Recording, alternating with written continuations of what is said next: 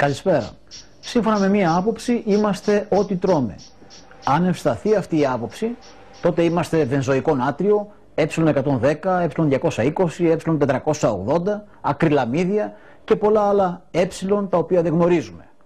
Είμαστε δηλαδή διάφορες χημικές ενώσεις με περίεργα ονόματα, τις οποίες καταναλώνουμε ως τροφή. Μπορεί να ακούγεται τραγικό, αλλά περίπου τα 3/4 των Ελλήνων δεν έχουν δοκιμάσει ποτέ τη γεύση κανονικού κρέατος οικοτόπουλου. Τρώνε και δοκιμάζουν τροφές που ονομάζονται κρέας οικοτόπουλου. Στην πραγματικότητα είναι γεύσεις από διάφορα χημικά συντηρητικά ή ενισχυτικά γεύσεις. Επίσης, σε λίγο καιρό μπορούμε να καταναλώνουμε φράουλες με γονίδια σκορπιού, ρύζι με γονίδια ανθρώπου ή πατάτες με γονίδια σολομού. Για πολλούς, το μεγάλο πρόβλημα της εποχής μας είναι τα διατροφικά σκάνδαλα. Αλλά αυτό που ισχύει είναι πως μάλλον το μεγάλο σκάνδαλο είναι η διατροφή μας. Κάποτε η σχέση του ανθρώπου με την τροφή του ήταν απλή. Επέλεγε τροφή όταν είχε ανάγκη και το έκανε στηριζόμενο στις αισθήσεις του. Τα πράγματα άλλαξαν. Ο άνθρωπος σήμερα δεν επιλέγει τροφή όταν πεινάει απαραίτητα και σίγουρα δεν το κάνει στηριζόμενος στις αισθήσεις του. Ας πάρουμε τα πράγματα από την αρχή, ή μάλλον από το σούπερ μάρκετ. Ο καταναλωτής θα αγοράσει αυτό που αναγνωρίζει και όχι αυτό που ξέρει. Ασυναίσθητα έχει αγοράσει πριν πάει στο σούπερ μάρκετ. Από την τηλεόραση. Τι? Αυτό που του λένε πως πρέπει να αγοράσει. Αν κοιτάξει προσεκτικά την ετικέτα του προϊόντος, θα διακρίνει και μερικά άγνωστα συστατικά. Δεν είναι ούτε δημητριακά, ούτε ζάχαρη, ούτε αυγά. Είναι χημικές ενώσεις. Πηγαίνοντας προς τα φυσικά προϊόντα, ο καταναλωτής θα επιλέξει τις πιο όμορφες ντομάτες, τα πιο πράσινα μαρούλια και το πιο κόκκινο κρέας. Μπορεί να μυρίζουν ελάχιστα ως ντομάτες, μαρούλια ή κρέας, αλλά αυτό δεν έχει σημασία. Άλλωστε, ο καταναλωτής δεν είναι σίγουρο πως ξέρει πλέον τη μυρωδιά μιας ντομάτας ή ενός μαρουλιού. Μάλλον ενός εργαστηρίου. Στο εργαστήριο μπορούμε να φτιάξουμε τα πάντα. Μπορούμε να φτιάξουμε κρέας με γεύση μήλου. Μπορούμε να φτιάξουμε φρούτο με υφή κρέατος. Όλα αυτά είναι γενετικές πληροφορίες. Οι γενετικές πληροφορίες βρίσκονται στο γενετικό υλικό. Αυτό το γενετικό υλικό αυτή τη στιγμή έχει αποκωδικοποιηθεί κατά πάρα πολύ μεγάλο ποσοστό, άρα μπορώ να φτιάξω οτιδήποτε ανάλογα με τα δικά μου γούστα και ανάλογα με τις δικές μου ανάγκες και αν μείνουν και βιομηχανία ανάλογα με το δικό μου, ανάλογα με το κέρδος που θέλω να αποκτήσω. Το κέρδος είναι η μαγική λέξη. Στη σύγχρονη κοινωνία ο άνθρωπος έπαψε να έχει χρόνο. Άρχισε να καταναλώνει έτοιμες επεξεργασμένες τροφές. Αυτοί που τις προμηθεύουν θέλουν να έχουν το μέγιστο κέρδος από αυτό που κάνουν. Και το κριτήριό τους δεν είναι η υγεία του καταναλωτή απαραίτητα. Μια τσίχλα λοιπόν, για να ξεκινήσουμε από τα απλά, για δροσερή αναπνοή, περιέχει μεθοφουράν, μια ουσία που δίνει τη γεύση μέντας, η οποία δεν θεωρείται πια αθώα. Τα πατατάκια περιέχουν καρκινογόνα τρανς λιπαρά και ακριλαμίδια, μια τοξική ένωση που δημιουργείται με τη θερμική επεξεργασία της πατάτας. Τα αλλαντικά περιέχουν καρκινογόνες νητρικές ενώσεις. Τα αναψυκτικά περιέχουν το επικίνδυνο βενζοϊκό νάτριο. Και αν κάποιοι θεωρούν λύση τα λαχανικά, είναι ακόμη πιο επικίνδυνα λόγω των φυτοφαρμάκων. Κάθε χρόνο καταναλώνουμε γύρω στα 5 με 7 κιλά συντηρητικών ή άλλων χημικών ουσιών που βρίσκονται στα τρόφιμα. Οι περισσότερες από τις ουσίες αυτές προκαλούν από αλλεργίες μέχρι και καρκίνους. Και ναι, για τα συντηρητικά μπορεί να πει κάποιος ότι είναι αναγκαία για να συντηρούν τα τρόφιμα, υπάρχουν όμως οι ουσίες που λέγονται πρόσθετα, που δεν είναι ένα θέμα διατροφής, αλλά ένα θέμα marketing. Μπαίνουν δηλαδή στις τροφές μόνο και μόνο για να τις κάνουν θελκτικές. Με ωραία εμφάνιση ή με ωραία χρώμα. Έχετε δει πως χρωματίζεται η γλώσσα ενός παιδιού που τρώει ένα ωραίο κόκκινο παγωτό? Πρόσφατα, μία από τις πιο γνωστές χρωστικές ουσίες με τον κωδικό ε128 άρχισε να ενοχοποιείται για καρκίνους. Όπως πρόσφατα είχαμε με το ε128,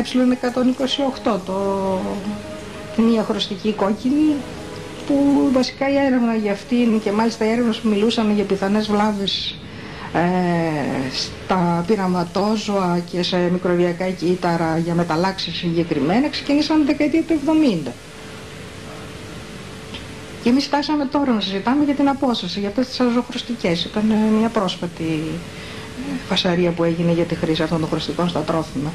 Και σε πειραματόζωα έχουμε δείξει ότι Πολλές από αυτές τις ουσίες που μπαίνουν στα τρόφιμα, είτε για συντήρηση είτε για να δώσουν όλους αυτά τα ωραία χαρακτηριστικά σαν προσθετικά, συσχετίζονται με μεταλλάξεις, με καρκινογένεση, με υποεγονιμότητα.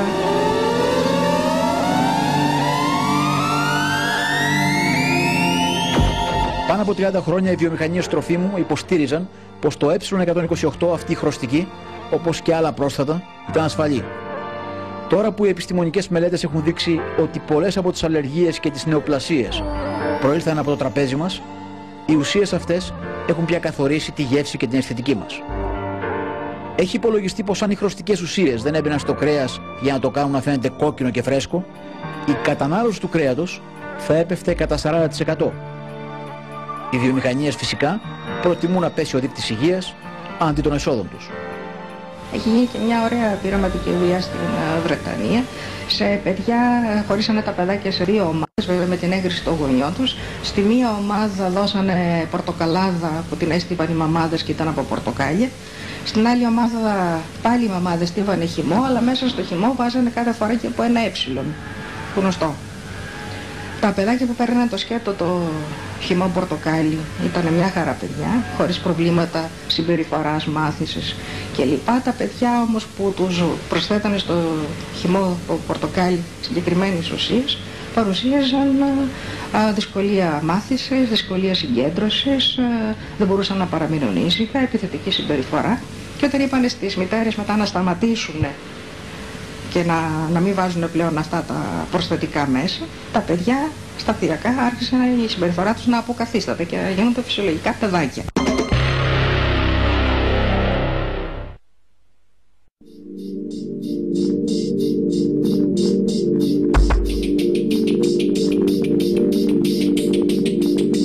Δραματολογώντας, κάποιος θα μπορούσε να πει πως ο σύγχρονος άνθρωπος αποτελείται από 75% νερό και πολλά συντηρητικά και χημικά τροφίμων που τον δηλητηριάζουν. Αυτός είναι ο κατάλογος με τα γνωστά άγνωστα τις κωδικοποιημένες ονομασίες των χημικών που βρίσκονται στις τροφές μας. Από το ε100 έως το ε480. Τα περισσότερα είναι υπεύθυνα για πολλές σοβαρές ασθένειες. Ακόμα και αυτά που έχουν την ένδειξη ακίνδυνα θεωρούνται ακίνδυνα έως σήμερα, μέχρι αποδείξεις του αντέτου. Προκαλούν στομαχικές διαταραχές, εκζέματα, αλλεργίες, χολυστερίνη και καρκίνους. Το συντηρητικό ε211 είναι η χημική ουσία βενζοϊκό νάτριο. Είναι το συντηρητικό όλων σχεδόν των γνωστών αναψυκτικών. Το ε211 ενοχοποιείται για καρκινογενέσεις, αλλά οι βιομηχανίες αναψυκτικών δεν διαταράσσουν την παραγωγή τους, που επιφέρει έσοδα 107 δισεκατομμύρια ευρώ το χρόνο. Το Πανεπιστήμιο του Σέφιλντ δημοσιοποίησε πρόσφατα μία έρευνα του καθηγητή Πίτερ Πάιπερ και της ομάδας του, η οποία είναι ανατριχιαστική. Σύμφωνα με την έρευνα αυτή, το βενζοϊκό νάτριο δεν ευθύνεται απλώς για εκζέματα, αλλεργίες και καρκίνους, αλλά μεταλλάσσει το ίδιο το ανθρώπινο DNA. Με λίγα λόγια, πολλές από τις σύγχρονες ασθένειες, όπως το Πάρκινσον, διάφορες νευροεκφυλιστικές ή αυτοάνωσα νοσήματα, μπορούν να οφείλονται αποκλειστικά και μόνο στην κατανάλωση αναψυκτικών με βενζοϊκό νάτριο. Τα συντηρητικά και τα πρόσθετα, τα δηλαδή, αναγράφονται στις συσκευασίες αλλά με ψηλά γράμματα. Και βέβαια δεν αναφέρεται η ποσότητα. Οι βλαβερές τους συνέπειες είναι αθρηστικές. Οι βιομηχανίες πεισματικά αρνούνται την επίδρασή τους. Και αν κάνει κανείς μία εργασία που να λέει ότι αυτή η ουσία κάνει αυτές τις βλάβες και περιέχεται σε αυτά και αυτά τα τρόφιμα, η βιομηχανία τροφίμων από την άλλη θα χρηματοδοτήσει άλλους 10 ερευνητές που θα αποδείξουν το ανάποδο. Και είναι, αν πάτε στην ιατρική βιβλιογραφία, στις βάσεις δεδομένων που έχετε και πρόσβαση από ό,τι ξέρω, θα δείτε ότι είναι πολύ περισσότερες οι εργασίες που πενεύουν κάποιες ουσίες και τις βγάζουν ακίνδυνες από τις ουσίες που μιλάνε για πιθανές βλάβες. Και τις οποίες εργασίες θα συνειδητοποιηθούμε ίσως μετά από 10, 15, 20 χρόνια. Πρέπει να γίνουν μελέτες, αλλά πρέπει να καταλάβουμε κιόλας ότι αυτές οι μελέτες αφορούν ανθρώπινους οργανισμούς, άρα πρέπει να βρούμε ανθρώπινους οργανισμούς για να πειραματιστούμε. Υπάρχουν λοιπόν βιοειθικά προβλήματα, δεν μπορούμε να δεχτούμε ότι θα κάνουμε πειράματα, να δίνουμε σε κάποιον άνθρωπο συγκεκριμένα συντηρητικά για να δούμε αν θα πεθάνει κάποτε. Ουσιαστικά προσπαθούμε να βρούμε εναλλακτικές λύσεις συντήρησης και υπάρχουν συνέχεια πιέσεις από τις κοινωνικές ομάδες και από τις κυβερνητικές και μη κυβερνητικές για να μειωθούν αυτές οι συγκεντρώσεις των συντηρητικών που χρησιμοποιούμε, σε όρια όμως που δεν θα ανατρέπουν την ασφάλεια που μας προσφέρουν αυτά τα συντηρητικά. Μην το βγάζουμε από το μυαλό μας, τα συντηρητικά προσφέρουν ένα ασφαλές τρόφιμο σε εμάς. Η βιομηχανή τροφίμων δεν αυθαιρετεί απλώς. Κατασκευάζει τρόφιμα και καταναλωτή ταυτόχρονα. Τροφές, συνήθειες και πρότυπο. Οι διατροφικές συνήθειες καθοδηγούνται. Οι γεύσεις το ίδιο. Οι φυσικές γεύσεις πάβουν να υπάρχουν. Αν εξετάσει κάποιος τις σύγχρονες τροφές, θα δει πως οι πικρές γεύσεις, παραδοσιακές σε πολλές κουζίνες, έχουν εξαφανιστεί. Η ζάχαρη έχει κυριαρχήσει. Το ίδιο και οι αλμυρές γεύσεις. Ανθυγιεινό, ναι, αλλά κερδοφόρο. Παραδείγματος χάρη, μια εταιρεία θέλει να προωθήσει μια παιδική τροφή. Προσεγγίζει τους αντίστοιχους γιατρούς οι οποίοι ασχολούνται με ό,τι αφορά το παιδί. Αντίθετα, μπορεί να θέλουμε να προσεγγίσουμε τα παιδιά προσχολικής ηλικίας. Αντίστοιχα, μπορούν να προσεγγίσουν σαν leader opinion τους δασκάλους. Βέβαια, βασικός καθοδηγητής γνώμης είναι οι γονείς. Οπότε εκεί μπορεί να προσεγγίσουν τους γονείς στους διάφορους χώρους που μπορεί ο νέος γονέας από την ώρα που γεννιέται το παιδί του και μπαίνει στο μευτήριο μέχρι αργότερα μπορεί να το πάει σε ένα σινεμά, σε ένα παιδικό θέατρο ή σε ένα πάρτι. Μετά τα παιδιά πηγαίνουν σε άλλους χώρους όπως είναι οι παιδότοποι, που είναι ένας πολύ σημαντικός τρόπος. Εκεί μπορεί να τους δώσεις σαν δείγμα από κάποιο καραμέλα, από κάποιο τσίχλα, από κάποιο σοκολάτες, διάφορα. Αυτά τα παιδιά τα παίρνουν, τα δοκιμάζουν, σίγουρα τους αρέσει, αλλά βέβαια δεν είναι εκείνος ο άμεσος καταναλωτής, είναι έμεσος καταναλωτής. Σίγουρα αρχίζει πλέον στη μητέρα του, σε παρακαλώ αγόρασέ το. Σίγουρα με τα μηνύματα που παίρνει ο καταναλωτής που βρίσκεται από παντού, λέγεται μέσα μαζικής επικοινωνίας, λέγονται εξωτερικοί χώροι, λέγονται συναναστροφές, το έκανε ο άλλος, αισθάνεται ότι είναι και στο έλεος, αλλά ο ίδιος αισθάνεται ότι αν δεν είμαι στη μόδα, θα είμαι το μαύρο πρόβατο μέσα στα άσπρα. Οπότε εκεί πέρα είμαι απ' έξω, αναγκάζεται και να μην θέλει να υποκύπτει σε αυτό το σύστημα και να δέχεται κάποια πράγματα και να τα κάνει. Και τις συνήθειές του να τις αλλάζει. Πολλές φορές αλλάζουμε και τις συνήθειές τους. Για να μπορέσει να είσαι μέσα στο κοινωνικό σύνολο που λέμε και στο κοινωνικό σύστημα και αποδεκτός από το ευρύ κοινό. Από τον κύκλο σου, αν θέλεις, τον κοινωνικό πολλές φορές. Μία νοικοκυρά στον πάγκο ενός κρεοπόλη επιλέγει το κρέας με βάση το ζωηρό κόκκινο χρώμα του. Εάν το κρέας αποδειχθεί έστω και λίγο σκληρό, τότε θα κάνει παράπονο την επόμενη μέρα ότι το κρέας που πήρε δεν ήταν καλό. Κι όμως στα σπίτια στην ελληνική επαρχία καταναλώνεται κρέας που δεν έχει καμία σχέση ούτε στη γεύση, ούτε στην όψη, αλλά ούτε και στην οσμή με το κρέας που καταναλώνουμε για παράδειγμα στην Αθήνα. Και σίγουρα στην ελληνική επαρχία τα λεμόνια δεν είναι τέτοια. Ο σύγχρονος άνθρωπος αγνοεί τη γεύση του κρέατος, καταναλώνοντας παραποιημένο κρέας από τη διατροφή του ζώου ακόμα.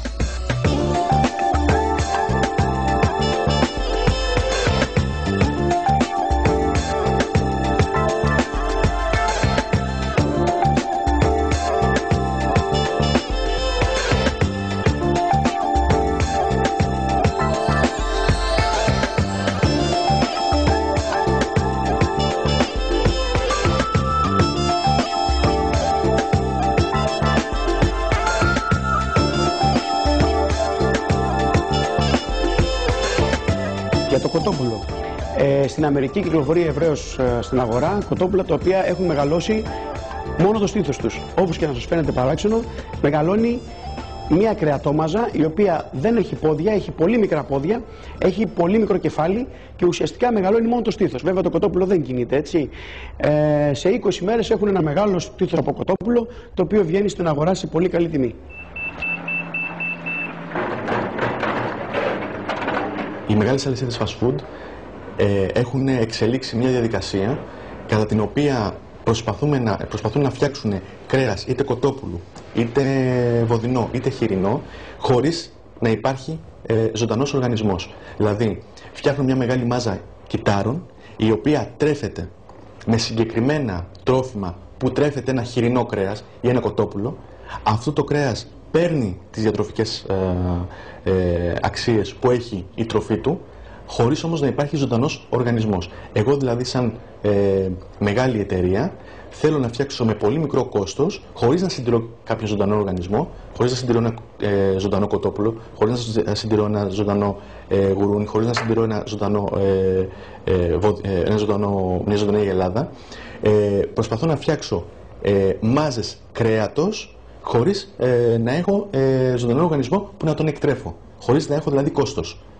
Οι γεύσεις είναι πράγματα τα οποία εμπεβαίνω πάνω στο γεννητικό υλικό και δίνω, παρόλο που έχω μια μάζα κυτάρου που δεν μοιάζει καθόλου με ψάρι, παρόλα αυτά μπορώ να δώσω και γεύση και υφή και εικόνα ψαριού. Ουσιαστικά δηλαδή φτιάχνω φιλέτο ψαριού χωρίς να έχω ψάρι. Φτιάχνω φιλέτο κοτόπουλου χωρίς να έχω κοτόπουλο. Φτιάχνω φιλέτο γαλοπούλας χωρίς να έχω γαλοπούλα. Μάζες κρέατος μόνο. Αναρωτιέστε γιατί το φαγητό στο σπίτι δεν μοιάζει σχεδόν ποτέ με αυτό ενός ρεστοράν? Γιατί απλώς στο σπίτι δεν χρησιμοποιείται χημικά ενισχυτικά γεύσεις και σάλτσες που είναι δημιούργημα όχι ενός σεφ, αλλά ενός χημικού εργαστηρίου. Για το κρέας. Βλέπουμε πολλές φορές πολλά υποκατάστατα κρέατος, παραδείγματος χάρη σουβλάκια, γύρο, τα οποία βγαίνουν στην αγορά σε μία τιμή φτηνότερη από όσο έχει το κανονικό κρέας. Πώς γίνεται αυτό? Λοιπόν, εμπλουτίζουν το κρέας με άλατα και νερό, διωγγώνεται το κρέας, έτσι γίνεται και πιο μαλακό, το κόβουν σουβλάκια, ψήνεται και μετά το ψήσιμο δεν χάνει βάρος. Τα υγρά αυτά δεν φεύγουν ακόμα και μετά το ψήσιμο. Έτσι εμείς νομίζουμε ότι τρώμε κρέας και ένα 30% είναι νερό. Για το ψάρι.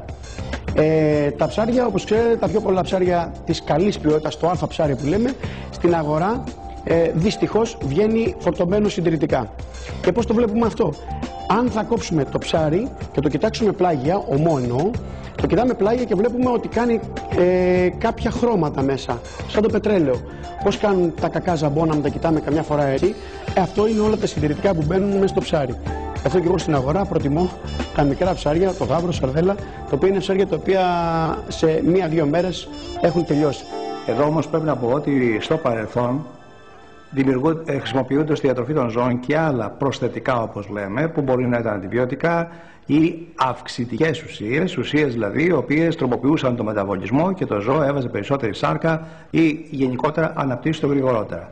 Με την Ευρωπαϊκή Νομοθεσία όμως όλα αυτά απαγορεύτηκαν πριν κάποια χρόνια και σήμερα πλέον δεν χρησιμοποιούνται. Ο κανονισμός είναι αρκετά αυστηρός ως προς αυτό το θέμα. Κατά συνέπεια σήμερα μπορούμε να πούμε ότι τα βοηδή, τα μοσχάρια τα οποία μας ενδιαφέρει η κουβέντα δεν παίρνουν ουσίες οι οποίες μπορούν να προκαλέσουν βλάβη στην υγεία του καταναλωτή. Η τροφική αλυσίδα αποκτά μορφή βιομηχανικής αλυσίδας παραγωγής. Ο άνθρωπος απομακρύνεται από τις φυσικές γεύσεις, συνηθίζει στις χημικές και καταναλώνει αυτό που βαφτίζεται καλό και φυσικό. Πριν από 15 περίπου μέρες, από το John Hopkins στο νοσοκομείο, βγήκε μια επιστημονική έρευνα η οποία θεωρεί ότι, αποδεικνύει μάλλον ότι τα μπουκάλια, τα πλαστικά στα οποία έχουμε το νερό αποθηκευμένο, με το που το βάζουμε στο ψυγείο στην κατάψυξη, με το που θα το βγάλουμε, το συγκεκριμένο μπουκάλι έχει αποβάλει διοξίνες, οι οποίες περνάνε μέσα στο νερό. Ακόμα λοιπόν και ένα πλαστικό μπουκάλι με νερό, που θεωρείται το πιο φυσικό προϊόν και ένα προϊόν το οποίο το καταναλώνουμε κατά κόρον, περνάει πάλι διοξίτη μέσω του νερού αυτού, περνάει πάλι στο αίμα μας. Σε ό,τι αφορά τους χυμούς, πάλι έχει αποδειχθεί ότι ο χυμός είναι σε παγοκολόνα. Είναι συμπυκνωμένος χυμός σε παγοκολόνα που έρχεται από κάποια ξένα κράτη και πολλές φορές ο φυσικός χυμός, αυτός που θεωρούμε ότι πρέπει να καταναλώνεται μέσα σε πολύ μικρό χρονικό διάστημα, σε πολλές περιπτώσεις δημιουργείται με την προσθήκη κομματιών του φρούτου μέσα στο χυμό, παρόλο που αυτός δεν είναι ο φυσικός τρόπος παραγωγής. Δηλαδή έχω ένα συμπυκνωμένο χυμό ο οποίος έχει παστεριωθεί και ο οποίος μετά με την προσθήκη των κομματιών εμπλουτίζεται και σαν υφή πια και σαν γεύση φαίνεται σαν φυσικός χυμός. Πράγμα όμως το οποίο δεν είναι. Βέβαια δεν ξέρω όσο αν έχουν φτάσει ακόμα στην Ελλάδα, αλλά στη Γαλλία σε fast food, όπου τύχαινε και δούλευε η γυναίκα μου όταν ήταν νέα, πήγαινε στο σχολείο, τα αυγά μας ερχόντουσαν σε μπάρες. Ερχόταν μπαστούνι το αυγό, το οποίο γύρω-γύρω ήταν άσπρο και στη μέση κόκκινο. Τι είχε γίνει, είχαν αποσυνθέσει το αυγό, το άσπρο και το κόκκινο ξεχωριστά, τα είχαν ξανασυνθέσει για να μην χάσουν, κόβοντας το αυγό τις άκρες. Έτσι, στο βωμό του χρήματος, ακόμα και το αυγό το κάναμε ψεύτικο. Επίσης το ψωμί. Το ψωμί που τρώμε στους πιο πολλούς φούρνους, δυστυχώς, είναι από αλεύρια, τα οποία είναι συνθετικά φτιαγμένα έτοιμα για να γίνουν ψωμί. Για την ευκολία του φούρναρη και να έχουμε καλύτερη εμφάνιση και καλύτερη κόρα. Δημιουργήσαν αυτά τα άλευρα, τα οποία χρησιμοποιούνται δυστυχώς κατά κόρον. Αυτά όλα τα ψωμιά, τα οποία την επόμενη μέρα τα κοιτάς και έχουν γίνει πλαστικά. Η βιομηχανία τροφίμων δεν παράγει μόνο επιβλαβή προϊόντα, αλλά και άχρηστα. Χιλιάδες συσκευασμένα προϊόντα στο εμπόριο υποτίθεται ότι είναι εμπλουτισμένα με βιταμίνη C, με σίδηρο ή με ιχνοστοιχεία. Οι εμπλουτισμοί αυτοί τις περισσότερες φορές είναι άχρηστοι. Για παράδειγμα, υπάρχει γαλακτοκομικό, το οποίο εμπεριέχει σίδηρο. Και ας είναι γνωστό επιστημονικά πως η παράλληλη πρόσληψη σιδήρου και γαλακτοκομικού προϊόντος, ασβεστίου δηλαδή, δεν είναι δυνατή. Αυτό λοιπόν δεν είναι διατροφή, αλλά marketing. Με σκοπό όχι τη διατροφή, αλλά το χρήμα. Άλλα προϊόντα εμφανίζονται ως υγιεινά. Είναι όμως. Υπάρχουν καταστήματα τα οποία θεωρητικά διαθέτουν υγιεινά σνακς, αλμυρά κουλουράκια χωρίς λιπαρά, σταφίδες με επικάλυψη γιαουρτιού και άλλα. Αυτά θα μπορούσαμε να πούμε ότι είναι εντός εισαγωγικών υγιεινά. Και το λέω αυτό και θα το αναλύσω τώρα έτσι ώστε να γίνει κατανοητό και από τους τηλεθεατές. Πολλά από αυτά τα προϊόντα είναι υδατάνθρακες, οι οποίοι έχουν υποστεί τόσο μεγάλη επεξεργασία που θα μπορούσαμε να πούμε ότι αυτά τα προϊόντα ανήκουν σε εκείνα τα οποία θα πρέπει να αποφεύγουμε. Άρα καταλαβαίνετε πολύ καλά ότι τα προϊόντα αυτά θα πρέπει να τα κάνουμε λίγο στην άκρη. Και θα πρέπει να τα κάνουμε λίγο στην άκρη γιατί η επεξεργασία που έχουν υποστεί τους βρίσκουμε μέσα μεγάλες ποσότητες αλατιού και μεγάλες ποσότητες ζάχαρης, δύο προϊόντα τα οποία οπωσδήποτε πρέπει να τα αποφεύγουμε. Δηλαδή η βιομηχανία τροφίμων αφαιρεί φυτικές ίνες από τα δημητριακά, λίπος από το γάλα, συστατικά που είναι απαραίτητα και στη συνέχεια αυτό το φθηνότερο προϊόν και επιβλαβές το πουλάει ακριβότερα, πλασάροντάς το ως υγιεινό.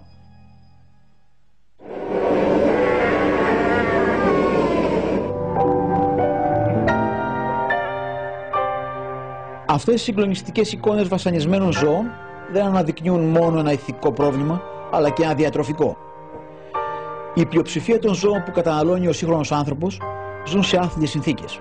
Τι σημαίνει αυτό? Τα περισσότερα από τα κρέατα προέρχονται από ζώα τα οποία έχουν βασανιστεί κατά τη διάρκεια της εκτροφής τους, που σημαίνει ότι ζουν σε συνθήκες ακραίου άγχους, με αποτέλεσμα να εκρίνουν τοξίνες οι οποίες περνάνε στο αίμα των ζώων και κατά επέκταση και στο διατροφικό μας πιάτο. Επειδή οι τοξίνες που αναπτύσσονται εξαιτίας του τρόπου ζωής των πτηνών μέσα σε αυτόν τον χώρο, εξαιτίας του άγχους τους, αυτό περνάει στο αίμα των πτηνών και κατά επέκταση περνάει μετά και στο δικό μας το πιάτο. Όλα αυτά, περνώντας σε εμάς σαν καταναλωτές, αρχίζουν και δημιουργούν προβλήματα πια σε εμάς, με την έννοια ότι παίρνουμε τοξικές ουσίες πια στο δικό μας τον οργανισμό. Και αυτό έχει μακροπρόθεσμες επιπτώσεις στην δική μας και όσον αφορά τις καρκινογενέσεις τους και όσον αφορά και την ομαλή λειτουργία των ορμονών πια του οργανισμού. Στα τέλη της δεκαετίας του 80, 3 διαφορετικά σκάνδαλα συγκλώνησαν τον κόσμο. Τρελές αγελάδες, διοξίνες και ορμόνες. Πολλά χρόνια στην Αγγλία οι βιομηχανίες ζωοτροφών άλεθαν κρέατα τα οποία τα μετέτρεπαν σε ζωοτροφές, αλλά για φυτοφάγα ζώα, για αγελάδες. Δημιουργήθηκαν δηλαδή ολόκληρες γενιές ζώων κανίβαλων. Όπως ήταν φυσικό, η φύση εκδικήθηκε. Έτσι εμφανίστηκαν οι τρελές αγελάδες. Αγελάδες που η κατανάλωση του κρέατός τους δημιουργούσε σπογκώδια κεφαλοπάθεια. Γρήγορα η Ευρώπη ανακάλυψε πως το θέμα ήταν πολύ μεγάλο, μια και το φαινόμενο δεν αφορούσε μόνο την Αγγλία. Το σκάνδαλο ξεχάστηκε και προχωρήσαμε στο επόμενο. Ολλανδία και Βέλγιο ανακάλυψαν πως το κρέας των ζώων που ζούσαν κοντά σε περιοχές όπου γινόταν καύση απορριμμάτων ήταν γεμάτο διοξίνες. Ισχυρές τοξικές ενώσεις με ανθριστική δράση στον άνθρωπο. Ένα ακόμη διατροφικό σκάνδαλο έκανε τον κύκλο του. Οι διοξίνες όμως είναι παντού. Τώρα πατάμε εκεί που πρώτα ήταν λίμνη. Εδώ μπορούμε και παίζουμε πλέον μπάλα, είναι ουσιαστικά ένα γήπεδο. Αν και το έδαφος είναι σταθερό, σύμφωνα με το Αριστοτέλειο Πανεπιστήμιο Θεσσαλονίκης, έχει ποτιστεί από διοξίνες σε ακτίνα 40 χιλιόμετρων και σε ποσοστό μέχρι και 100 φορές πάνω από το επιτρεπτό όριο. Πράξη εντυπωσιασμού ή ανευθυνότητας. Ό,τι ήταν να το αναπνεύσουμε, το αναπνεύσαμε. Το μεγαλύτερο πρόβλημα όμως που θα μπορούσε να προκύψει είναι από την τροφική αλυσίδα. Πρόσφατα, η φωτιά στη χωματερή των Ταγαράδων στη Θεσσαλονίκη μόλυνε ζώα και γάλα με διοξίνες. Αν εκεί που υπάρχει ρυπασμένο έδαφος βοσκήσουν πρόβατα ή αν υπάρξουν αυγά τα οποία προήλθαν από κότες που τέλος πάντων επίσης βρέθηκαν σε ελεύθερη βοσκή εκεί, άρα θέλει προσοχή στην τροφή. Αλλά και στα ψάρια βέβαια έχουν επισημανθεί, ας πούμε, κάποιες διοξίνες σε αυτά τα οποία προέρχονται από τις βόρειες θάλασσες που λόγω των πετρολοειδών υπάρχει επιμόλυνση και μεγαλύτερο ποσοστό διοξινών. Ένα παράδειγμα ψαριού, ας πούμε, που εισάγει από τις βόρειες θάλασσες, που μπορεί σε κάποιες περιπτώσεις να έχει διοξίνες, είναι ο σολομός, για παράδειγμα. Χωρίς να σημαίνει ότι κάθε σολομός που πουλιέται έχει διοξίνες, αλλά σολομός από βόρειες θάλασσες έχει πολλές πιθανότητες να έχει περισσότερες διοξίνες από αυτές τις οποίες, από το όριο που επιτρέπεται. Αλλά τα ψάρια της Μεσογείου, εδώ του Αιγαίου κλπ. Είναι απαλλαγμένα από διοξίνες ή τα επίπεδά τους είναι εξαιρετικά χαμηλά, που δεν εμπνέουν καμία ανησυχία βέβαια για την ανθρώπινη κατανάλωση.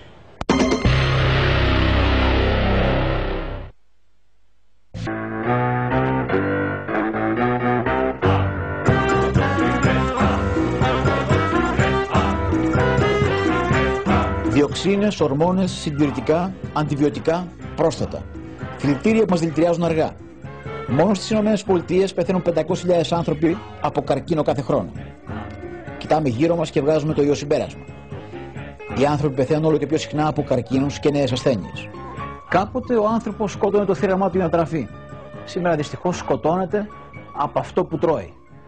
Τόσο οι φυσικές καταστροφές όσο και η διατροφή μοιάζουν να είναι η εκδίκηση της φύσης απέναντι σε έναν άνθρωπο ο οποίος δεν σέβεται τίποτα. Και παρότι συμβαίνει αυτό, ο άνθρωπος συνεχίζει στα επιστημονικά εργαστήρια να παρασκευάζει τον εφιάλτη του. Μεταλλαγμένα τρόφιμα.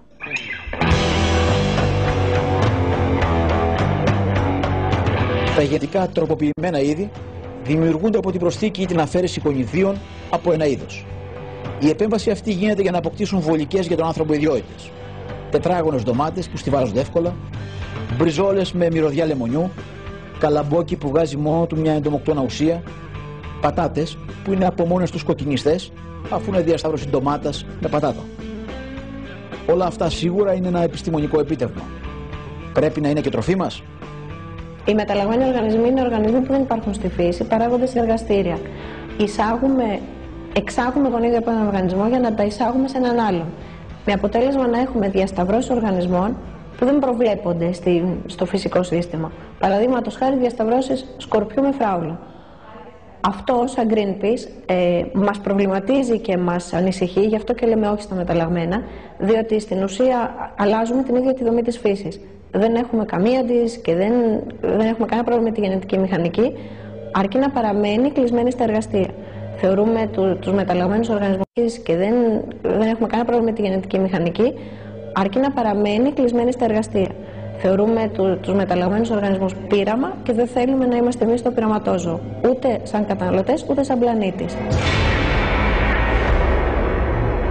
Τα προϊόντα Frankenstein, σύμφωνα με τις εταιρείες που τα παράγουν, είναι ακίνδυνα και πρόκειται να λύσουν πολλά από τα προβλήματα υποσιτισμού.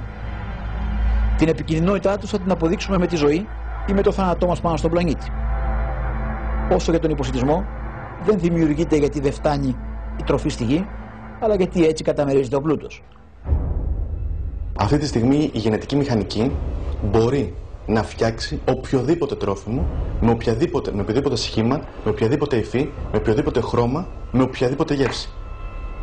Ανάλογα με τις ανάγκες πια των καταναλωτών, μπορώ εγώ σαν βιομηχανία να δώσω κάποια λεφτά σε έρευνα, κάποια χρήματα σε έρευνα, ούτως ώστε να φτιάξω το επιθυμητό προϊόν που θα το δώσω στο δυνατό μεγαλύτερο αριθμό πελατών, καταναλωτών. Άρα μιλάμε για στοχοποιημένο τρόφιμο πια, έτσι, που αναφέρεται σε στοχοποιημένους πια καταναλωτές. Εισάγουν π.χ. γονίδιο πηγολαμπίδα σε ντομάτα. Δεν θέλω να μπω σε μια λίστα από διασταυρώσεις, γιατί δεν είμαι επιστήμονας και δεν ξέρω κι εγώ ακριβώς, δεν έχω στα χέρια μου ακριβώς μια λίστα από τέτοιες διασταυρώσεις. Αυτό που ξέρουμε όμως με βεβαιότητα είναι ότι η γενετική μηχανική πειραματίζεται σε διασταυρώσεις που δεν προβλέπονται στη φύση. Και εκεί είναι το πρόβλημά μας και η αντίθεσή μας, κυρίως γιατί να τονίσουμε ότι οι συνέπειες είναι μη αναστρέψιμες. Αν ξεκινήσουν να καλλιεργούνται τα μεταλλαγμένα στη γη, δεν μπορεί μετά να πει η εταιρεία «Ούψ, λάθος, αποδείχθηκε ότι τελικά δεν ήταν ασφαλή, τα μαζεύουμε πίσω». Δεν είναι όπως τα φάρμακα που αν αποδειχθούν ότι είναι μη ασφαλή για την υγεία των ασθενών, αποσύρονται από τα ράφια, καίγονται, πετιόνται, δεν ξέρω τι γίνονται. Σύμφωνα με τις τωρινές διατροφικές συνήθειες, οδηγούμαστε στο να φτιάξουμε μια καινούρια γενιά μεταλλαγμένων ατόμων, τα οποία μεταλλαγμένα αυτά άτομα θα έχουν συνηθίσει σε αυτές τις διατροφικές συνήθειες που έχουμε εμείς τώρα, αν πάλι δεν αλλάξουν μετά και πάλι πάμε σε μια άλλη μεταβατική γενιά, τα οποία ουσιαστικά θα είναι ασφαλή όσον αφορά αυτόν τον τρόπο διατροφής. Αν βέβαια, ξαναλέω, οι συνθήκες είναι ίδιες. Αν ας πούμε πάμε σε έναν πιο φυσικό τρόπο ζωής αργότερα, δηλαδή ξαναγυρίσουμε στα παλιά, ενδεχομένως τα καινούργια μεταλλαγμένα άτομα να μην μπορέσουν να συνηθίσουν στην ιδέα και στην χρήση πια της φυσιολογικής ζωής.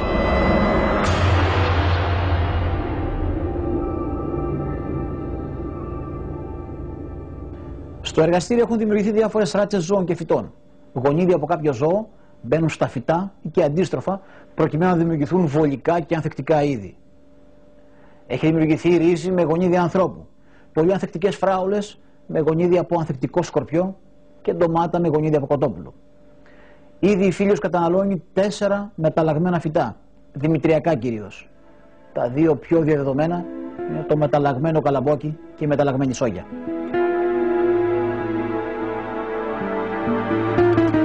Ένα ειδικά μεταλλαγμένο βαμβάκι έβγαζε μια ουσία που δρούσε ως φυσικό εντομοκτόνο του φυτού. Φάνταζε ιδανικό. Όταν φυτεύθηκε όμως το σούπερ βαμβάκι, ήταν ανθεκτικό μεν στο έντομο εχθρό, αλλά αποδείχθηκε αδύναμο σε πιο απλά έντομα. Ολόκληρες φυτείες καταστράφηκαν, μαζί και η παραγωγή. Ένα μεταλλαγμένο βακτήριο είχε δημιουργηθεί για να καθαρίζει το έδαφος από τα χημικά ζανιοκτώνα που το είχαν επιβαρύνει. Το βακτήριο όμως αυτό κατέστρεφε τους μύκητες που έκαναν γόνιμο το έδαφος. Εδώ, εάν ξεκινήσει, αφορά τη γη, αφορά τους αγρούς. Εάν ξεκινήσουν να καλλιεργούνται, θα μείνουν εκεί. Θα πάνε πιο εκεί, ο αέρας θα τα εξαπλώσει, τα έντομα θα μεταφέρουν τη γύρι. Δηλαδή, αν ξεκινήσει αυτό το πείραμα, είναι ένα πείραμα σε πλανητική κλίμακα. Δεν μαζεύεται πια, είναι μη αναστρέψιμο. Οπότε, γι' αυτό λέμε να παραμείνει στα εργαστήρια. Τα μεταλλαγμένα φυτά μπορούν να εξοντώσουν τα ενοχλητικά έντομα, αλλά να δημιουργήσουν άλλα υπερέντομα που δεν μπορούν να εξολοθρευτούν. Να σκοτώσουν τα ζυζάνια, αλλά να δημιουργήσουν άλλα, πιο ισχυρά. Η διασταύρωση των μεταλλαγμένων φυτών με τα κανονικά μέσα του αέρα θα εξοντώσει τη χλωρίδα και την πανίδα που υπάρχει, δημιουργώντας συνθήκες που δεν ξέρουμε ποιες μπορεί να είναι. Αν από τα κλουβιά όπου εκτρέφονται μεταλλαγμένοι σολομοί στην Νορβηγία δραπετεύσουν μερικά αρσενικά, σε μερικά χρόνια δεν θα υπάρχουν φυσικοί σολομοί στις θάλασσες. Ποιες θα είναι οι επιπτώσεις? Με την βοήθεια της γενετικής μηχανικής μπορώ να αλλοιώσω και να αλλάξω τις γενετικές ιδιότητες κάποιου κρέατος. Μπορώ να το κάνω πιο κόκκινο, μπορώ να το κάνω πιο εύκευστο, μπορώ να το κάνω πιο μαλακό στην υφή του και στη γεύση του, με αποτέλεσμα να στοχοποιώ το τρόφιμο και να δίνω μεγαλύτερη έμφαση σε τρόφιμα που έχουν μεγαλύτερη κατανάλωση. Αυτό όμως είναι μεταλλαγμένο κρέας. Αυτό το μεταλλαγμένο κρέας περνάει στην ανθρώπινη και στην διατροφική αλυσίδα μας, που δημιουργεί σαφέστατα καρκινογενέσεις και άλλα πράγματα τα οποία είναι ακόμα βέβαια η γενετική μηχανική σε πολύ εμβρυκό στάδιο, αλλά ακόμα δεν ξέρουμε τα πολύ μεγαλύτερα αποτελέσματα που θα έχουν στην υγεία μας σαν μεταλλαγμένα προϊόντα. Τα καλά νέα όσο αφορά την Ελλάδα είναι ότι όλες οι μεγάλες ενώσεις αγροτών λένε όχι στην καλλιέργεια μεταλλαγμένων. Δεν θέλουν να καλλιεργήσουν μεταλλαγμένα. Το 93% των Ελλήνων καταναλωτών δεν θέλει να καταναλώσει μεταλλαγμένα και όλες οι νομαρχίες της Ελλάδας έχουν ανακηρυχθεί σε ζώνη ελεύθερη από μεταλλαγμένα, που σημαίνει ότι έχουν αρνηθεί να καλλιεργήσουν μεταλλαγμένα για πειραματικούς ή εμπορικούς σκοπούς. Το 1989, 37 άνθρωποι πέθαναν στις ΗΠΑ καταναλώνοντας μεταλλαγμένα τρόφιμα για δίαιτες. Άλλα 1500 έπαθαν μερική ή ολική ανικανότητα και σύνδρομο μυαλγίας. Η κατανάλωση των δημητριακών, που είναι μεταλλαγμένη τροφή, δεν ξέρουμε πού μπορεί να οδηγήσει. Οι εταιρείες βεβαίως τροφίμων και η παραγωγή λένε πως είναι ασφαλή, όσο και τα συμβατικά τρόφιμα. Γνωρίζουν όμως καλά πως τα αποτελέσματα από την κατανάλωση μεταλλαγμένων και η μετάλλαξη του ίδιου του DNA του ανθρώπινου θα φανεί μετά από πολλές δεκαετίες. Η Ελλάδα είναι μια χώρα που αρνείται να παράγει, να εισάγει και να καταναλώνει μεταλλαγμένα τρόφιμα. Πολλά όμως από τα προϊόντα που καταναλώνουμε έχουν μεταλλαγμένα συστατικά και δεν το γνωρίζουμε. Λαϊκιθίνες και σογιέλαια που βρίσκονται στις πιο δημοφιλείς τροφές, όπως σοκολάτες, μαγιονέζες, μπισκότα, ακόμα και παιδικές τροφές, μπορεί να είναι μεταλλαγμένα. Μία παγίδα είναι ζωοτροφές.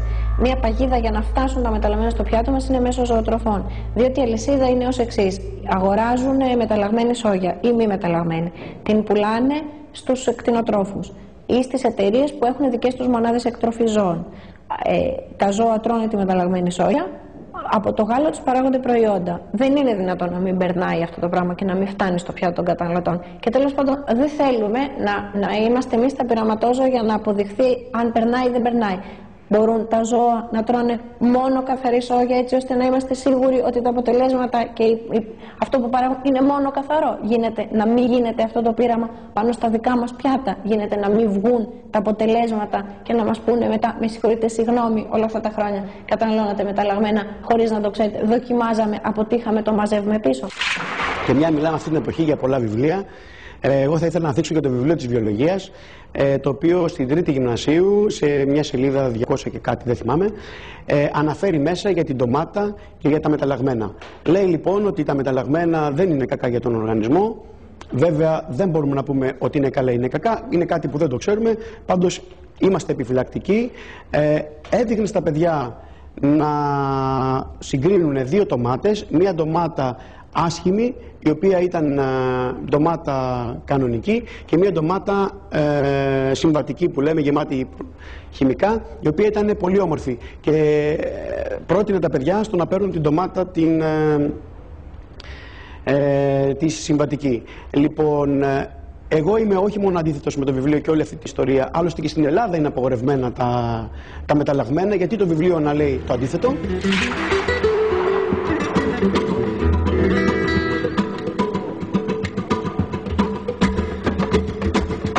Το μεγάλο διατροφικό έγκλημα στην Ελλάδα σχετίζεται με τα φυτοφάρμακα και με τα λιπάσματα. Οι αγρότες ρίχνουν αλόγιστα και από τα δύο στα χωράφια, χωρίς τη γνώμη κάποιου ειδικού, πολλές φορές μόνο επειδή κάτι άκουσαν ή επειδή κάτι είπε κάποιος φίλος. Στην Ελλάδα χρησιμοποιούμε 7,5 κιλά φυτοφαρμάκου ανά 10 στρέμματα. Στη Γερμανία μόνο 2,5. Πιστεύουν πως έτσι κάνουν καλύτερη την παραγωγή. Είναι ένας μεγάλος μύθος, αλλά είναι και θάνατος. Και ενώ υπάρχουν στην αγορά συνεργεία που ελέγχουν, για παράδειγμα, αν υπάρχουν μολυσμένα κρέατα, μήπως και δημιουργήσουν δηλητηριάσεις, κανένας δεν ελέγχει το αποδεδειγμένο δηλητήριο: τα φυτοφάρμακα. Τα φυτοφάρμακα δεν είναι μια καινούργια υπόθεση. Ξέρουμε από χρόνια. Τα φυτοφάρμακα δεν είναι μια καινούργια υπόθεση. Ξέρουμε από χρόνια ότι η χρήση τους είναι πολύ διαδεδομένη, όχι μόνο στην Ελλάδα, αλλά και σε όλες τις χώρες του κόσμου. Με πρώτο και γνωστό, πολύ γνωστό, το DDT, το οποίο, αν και έχει απογορευτεί, ακόμα βρίσκεται μέσα στο σώμα μας. Έχει περάσει ακόμη από γενιά σε γενιά στο σώμα των ανθρώπων που ζουν τώρα και που δεν έχουν εκτεθεί απευθείας ποτέ σε αυτό. Είναι πολύ διαδεδομένα τα φυτοφάρμακα και δυστυχώς δεν είναι μόνο ότι είναι διαδεδομένα, είναι και αλόγιστη χρήση των φυτοφαρμάκων. Δηλαδή δεν χρησιμοποιούνται με τους κανόνες ασφαλείας όπως προσδιορίζουν οι εταιρείες που τα παράγουν. Αυτό σημαίνει ότι μπορούμε να τα βρούμε παντού, να τα βρούμε στο πιάτο μας, να τα βρούμε ακόμα ψεκασμένα σε παιδικές χαρές ή σε πάρκα ή οπουδήποτε μπορεί κανένας να σκεφτεί, μπορεί να βρεθούν ψεκασμένα φυτοφάρμακα. Τα φυτοφάρμακα, όταν χορηγούνται γενικώς φυτά και λαχανικά, δεν μένουν μόνο στην εξωτερική επιφάνεια. Η μεγαλύτερη συγκέντρωση βέβαια του φυτοφαρμάκου μένει στην εξωτερική επιφάνεια του φυτού και του λαχανικού. Κάποια από αυτή την ποσότητα περνάει και στα κύτταρα του φρούτου, με αποτέλεσμα, ακόμα και όταν το πλένουμε, το φρούτο και το λαχανικό, ακόμα και τότε να υπάρχουν υπολείμματα φυτοφαρμάκου στο συγκεκριμένο φρούτο και λαχανικό.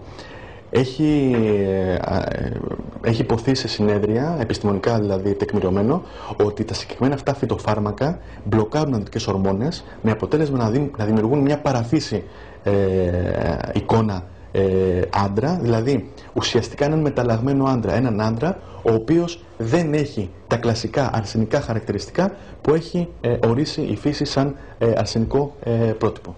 Δεν φεύγει, δεν αποβάλλονται αυτές οι τοξικές ουσίες από το σώμα μας. Αυτές είναι λιπόφιλες.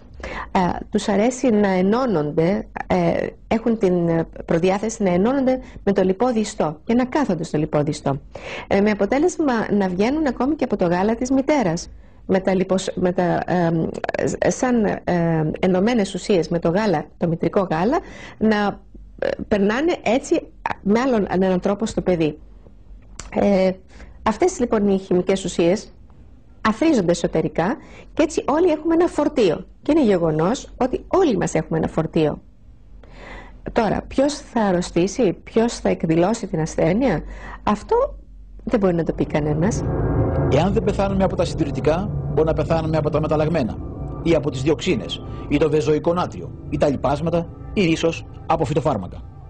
Εμείς λοιπόν τώρα, κάνοντας αυτού του είδους τη ζωή, αφήνουμε στους άλλους να επιλέξουν το είδος του θανάτου που θα δεχτούμε. Έτσι. Ενώ πρώτα κανονίζαμε τι θα φάμε, θα πάθουμε τροφικές δηλητηρίες. Τώρα αυτό είναι στα χέρια των άλλων, αυτών δηλαδή οι οποίοι προετοιμάζουν το φαΐ, αν θέλετε, για μας. Όσο καλύτερα το προετοιμάζουν οι άλλοι το φαΐ και δεν το προετοιμάζει η μητρά μας, η σύζυγός μας, έτσι, τόσο το χειρότερο για μας.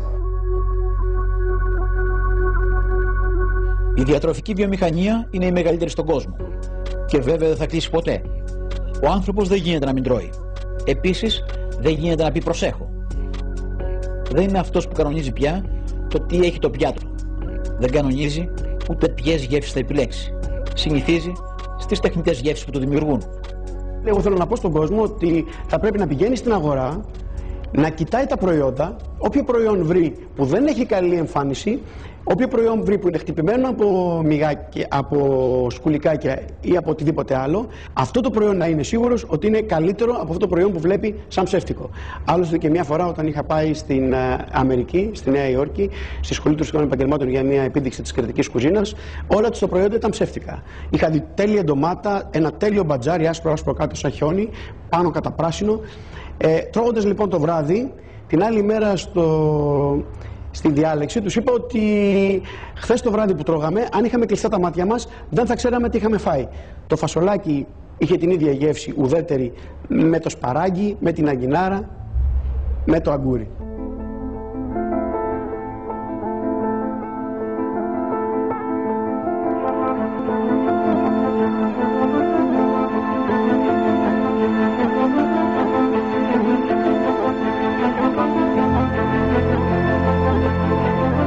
Τα βιολογικά προϊόντα όλο και περισσότερο γίνονται επιλογή του καταναλωτή. Αναμένεται όμως να πέσει αν γίνουν η πρώτη επιλογή των καταναλωτών. Οι βιομηχανίες τροφίμων υποστηρίζουν πως οι επιλογές τους είναι μονόδρομος. Αυτό δεν είναι αλήθεια. Το μόνο που θεωρούν μονόδρομο είναι μάλλον το κέρδος τους. Υπάρχουν εναλλακτικοί τρόποι συντήρησης των τροφίμων που δεν είναι βλαβεροί. Αλλά αυτό προϋποθέτει να γίνουν έρευνες, δηλαδή να πληρώσουν βιομηχανίες. Προτιμούν να μας στήξουν χημικά που κρύβουν πίσω από τα και τα ψηλά γράμματα.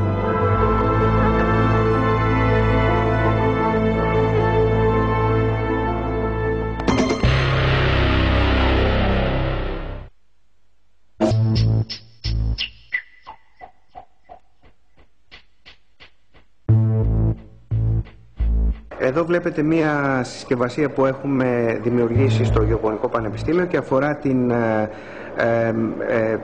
συντήρηση τροφίμων με αιθέρια έλαια.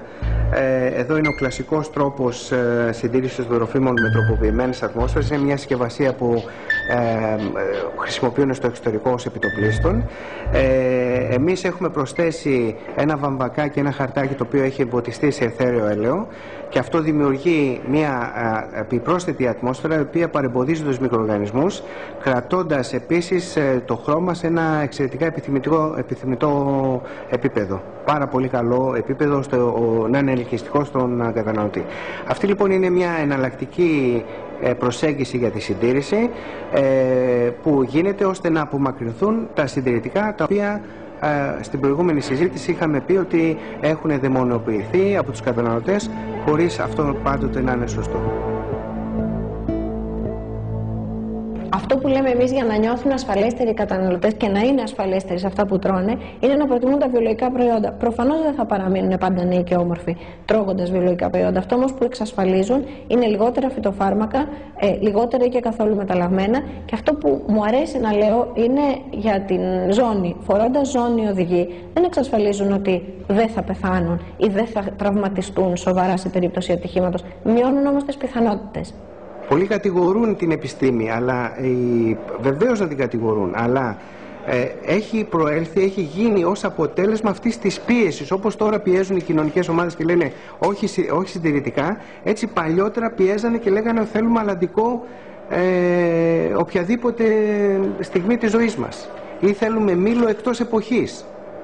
Έτσι, ή θέλουμε πορτοκάλι εκτός εποχής, θέλουμε ντομάτα εκτός εποχής. Αν σταματήσουμε να ζητάμε αυτά τα πράγματα, θα είναι πιο εύκολο να έχουμε πιο φυσικά προϊόντα.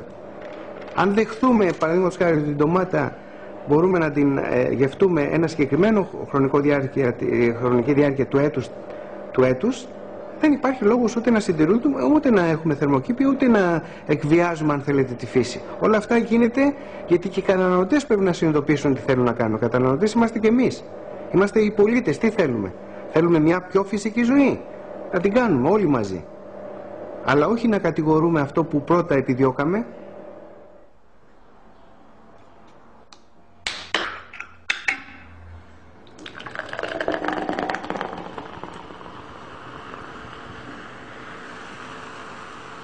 Οι βιομηχανίες τροφίμων δεν πρόκειται ποτέ να παραδεχθούν πως τα αναψυκτικά τους με τα συντηρητικά που περιέχουν μεταλλάσσουν το ανθρώπινο DNA. Σε μερικά χρόνια μπορεί να καταναλώνουμε ντομάτες με γονίδιο αρουραίο, ας πούμε, μετά από τη σχετική διαφήμιση πάντα. Η γενετική μόλυνση που μπορεί να επέλθει από τα μεταλλαγμένα φυτά είναι σίγουρα χειρότερη από τη χημική μόλυνση, αλλά θα αποκαλούν τρελό όποιον το υποστηρίζει. Μέχρι να πεθάνουμε πάντως θα έχουμε δοκιμάσει νέες γεύσεις. Όσοι πιστεύουν πως όλα αυτά είναι υπερβολές, ας προσπαθήσουν να θυμηθούν πως μυρίζει μια πραγματική ντομάτα. Πριν από μερικά χρόνια ζήτησαν από τα παιδιά ενός νηπιαγωγείου να ζωγραφίσουν ένα μοσχαράκι. Τα περισσότερα ζωγράφιζαν μια μπριζόλα. Φαντάζομαι πως αν δεν ρωτούσαν τι είναι μέντα, θα έδειχναν απλώς μια τσίχλα. Καλό σας βράδυ.